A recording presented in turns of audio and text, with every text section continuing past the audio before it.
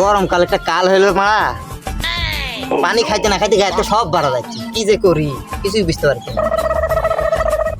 কে পাতলা পায়খানাটা কেন হচ্ছে নাকি? না রে, গরমে চোদনে শরীর থেকে ঘাম বাড়া যাচ্ছে। না রে, ঠান্ডা কালতে আসতে না আসতে মানুষ কম্বল খেতা দান করতে লাগে। গরমকাল এতদিন পড়ে গেল, তাও কেউ একটা এসি বা ফ্রিজও দান করলো না। টেবিল ফ্যান বা হাত পাখা তো দান করতে পারে। এই যা গরম পড়ছে, বাড়ি থেকে বাড়াইলে রোদে মুখের কালার নুনুর কালার এক হয়ে যাচ্ছে।